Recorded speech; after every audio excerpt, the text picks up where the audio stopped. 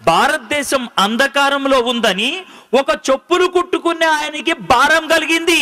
చెప్పులు కుట్టుకునే ఆయనకి భారం కలిగితే 1793 సంవత్సరం నవంబర్ 11వ తారీఖున భారతదేశంలో అడుగు పెట్టాడు ఆయన. భారతదేశానికి రావడానికి 4 నెలల పడవ ప్రయాణం పట్టింది. ఆ 4 నెలల్లో బెంగాలీ భాష చదవటం, బెంగాలీ భాష రాయటం, బెంగాలీ భాషలో మాట్లాడటం నేర్చుకున్నాడు. భారతదేశంలో అడుగు పెట్టినప్పుడు భారతీయ భాష మాట్లాడాడు. 36 సంవత్సరాలు భారతదేశంలో ఉండి 44 భాషలు నేర్చుకున్నాడు. మనకి తిన్నగా ఒక్క భాష రాదు, 44 భాషలు నేర్చుకున్నాడు.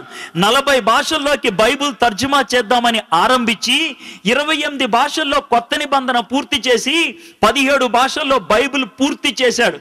ఈ రోజు నీ చేతుల్లో బైబిల్ ఉన్నదంటే కారణం ఆయనే. ఆయన ఎవరో తెలుసా? William Carey. ఒక్క విలియం కేరీ 17 భాషల్లోకి బైబిల్ తర్జుమా చేసి నీ చేతుల్లో పెట్టాడు. అంతేనా? అక్కడితో ఆగిపోయాడా? నీ చేతుల్లో పెన్ ఉందంటే కారణం విలియం కేరీ. భారతదేశంలో మొట్టమొదటిసారిగా ఇంక్ తయారు చేసింది ఆయనే. జిందగీలో రైలు బండి ఎక్కినామంటే కారణం విలియం కేరీ. భారతదేశంలో మొట్టమొదటిసారిగా స్టీమ్ ఇంజన్ పెట్టింది ఆయనే. బ్యాంకులో పైసలు పెట్టినావా? కారణం విలియం కేరీ. భారతదేశంలో మొట్టమొదటిసారిగా బ్యాంక్ పెట్టింది ఆయనే. పొద్దున్నే లేచి ఈనాడు, జై తెలంగాణ న్యూస్ పేపర్ చదివినావా? థ్యాంక్స్ చెప్పాలి విలియం కేరీకి. భారతదేశంలో తొలిసారిగా భారతీయ భాషలో న్యూస్ పేపర్ ముద్రించింది ఆయనే. ఆడపిల్లలు కాలేజీకి పోతున్నారా? థ్యాంక్స్ చెప్పాల్సింది విలియం కేరీకి. భారతదేశంలో ఆడవాళ్ళ కోసం మొదటిసారిగా కాలేజీ పెట్టింది ఆయనే. మీ తాతయ్య చచ్చిపోయిన తర్వాత కూడా అమ్మమ్మ బతికుందా? థ్యాంక్స్ చెప్పాలి విలియం కేరీకి. సతీ అనే దాన్ని అంతమొందిచ్చింది ఆయనే. ఒక్కడు చేసిండి ఇదంతా. ఆయన ఈ లోకానికి వచ్చి చేసినప్పుడు ఆయనకి పెద్ద వెల్కమ్ పార్టీ ఇచ్చారనుకున్నారా? లేదు.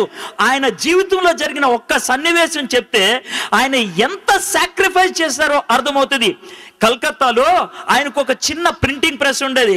236 పేజీలు బెంగాలీ డిక్షనరీని ఆ రోజే ముద్రించి కట్లగా నిలబెట్టి మిగిలిన పేజీలు ముద్రిద్దాం అనుకునే లోపల ఇంటి దగ్గర నుంచి ఒక పనోడు పరిగెట్టుకుంటా వచ్చాడు. ఇంటి దగ్గర ఉన్నవాడు వచ్చి, సార్ మీ భార్యకి పిచ్చి ఎక్కిందంట.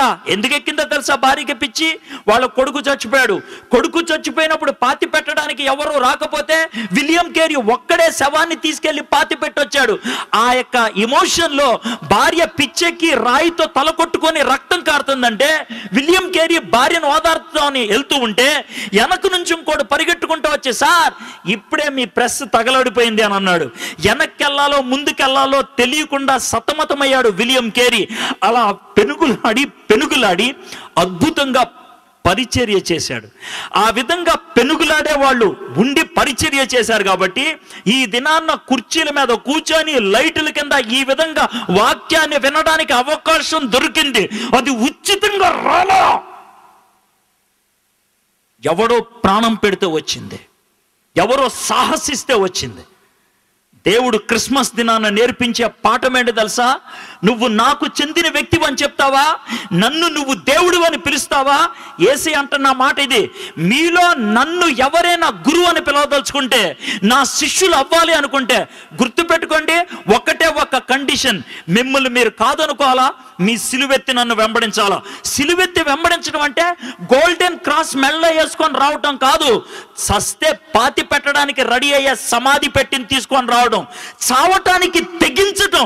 హలో, క్రైస్తవుడు అని పిలిపించుకోవాలనుకున్నట్లయితే ఆ దమ్ముండాలా, చావటానికి తెగించగలిగి ఉండాలి.